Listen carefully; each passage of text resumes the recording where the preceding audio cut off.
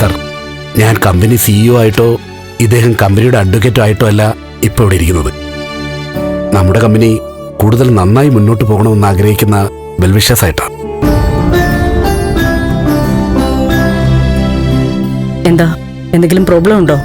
ഇല്ല madam, problems ഒന്നുമില്ല.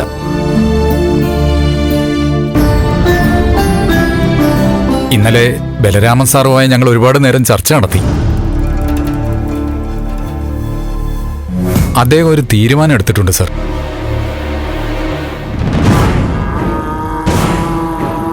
ഞങ്ങൾ സംസാരിച്ചു, പക്ഷെ അദ്ദേഹം ഉറച്ചിരിക്കുക.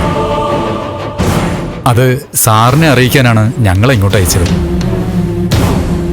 എന്താ കാര്യം? നമ്മുടെ കമ്പനി ഇനി അങ്ങോട്ട് ഒറ്റ കമ്പനിയായിട്ട് പോകണ്ട, രണ്ടാകണമെന്നാ സാറ് പറയുന്നത്.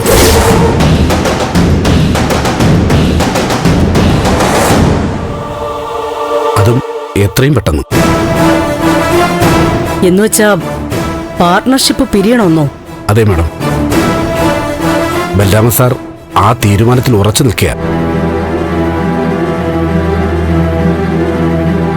അതായത് കമ്പനി വെട്ടിമുറിക്കാൻ തന്നെയാണ് ബലരാമൻ സാറിന്റെ തീരുമാനം. അത് ബലരാമൻ മാത്രം തീരുമാനിച്ച പോരല്ലോ. പാർട്ട്ണർഷിപ്പ് കമ്പനിയല്ലേ, 2 പാർട്ട്ണർമാരല്ലേ. അതിൽ ഒരാൾ തീരുമാനമെടുത്താൽ എങ്ങനെ ശരിയാവും? പക്ഷേ അതിന്റെ 80% ഷെയറും ബലരാമൻ സാറിനാണെന്ന്.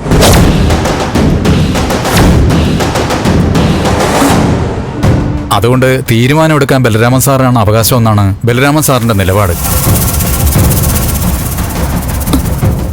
സിദ്ധാർത്ഥ സാറിന് 20% ഷെയറേ ഉള്ളെന്നാണ് കമ്പനി കണക്ക്. എന്താണോ പറഞ്ഞത്? എനിക്ക് 20% ഷെയറോ? ഇത് ബലരാമനാണോ പറഞ്ഞത്? ഇവിടെ ഡീറ്റെയിൽസ് കാണിക്കും. അത് സാറിന് ഞാൻ മെയിൽ ചെയ്തിട്ടുണ്ട്. ഇത് കരുതി കൂട്ടിയുള്ളൊരു ചതിയാ. ഞാൻ എന്റെ ചോരയും വീർപ്പും നൽകി വളർത്തിയ കമ്പനിയാണ്. ഒരു പൈസ പോലും അതിൽ അഴിമതി നടന്നിട്ടില്ല. സത്യസന്ധമായി ഇൻവെസ്റ്റ് ചെയ്തതാ. അതിലേക്ക് ബലരാമൻ വന്നു ചേർന്നത് തുച്ഛമായ പൈസ നിക്ഷേപിച്ചിട്ടാ. സ്നേഹബന്ധം കാരണം അതൊന്നും അപ്പം നോക്കില്ല. എന്നിട്ട് 80% ഷെയർ ബലരാമനാണെന്ന്.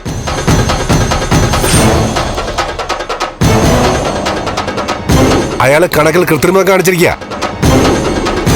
അറിയാം, നിങ്ങളെ സ്വാധീനിച്ചു കാണും. സിദ്ധു, ഇല്ല, വിടില്ല ഒന്നിനെ. അച്ഛാ, ബഹളൊന്നും വേണ്ട. ബലരാമന് അടിത്തറ മാന്താൻ നോക്കുക. ഈ വിഷയത്തിൽ എനിക്ക് നിങ്ങളോടൊന്നും സംസാരിക്കാനില്ല. പറയേണ്ടത് ബലരാമനോടാ. അത് ഞാൻ നേരിട്ട് പറഞ്ഞോളാം. സർ, ഞങ്ങളോട് ദേഷ്യമൊന്നും തോന്നരുത്. നിങ്ങൾ പോ. കാര്യങ്ങളൊക്കെ എനിക്ക് മനസ്സിലായി. കണക്കുകൾ ഞങ്ങൾ തമ്മിൽ തീർത്തോളാം. നിങ്ങളെയല്ലേ? ശരി മാഡം.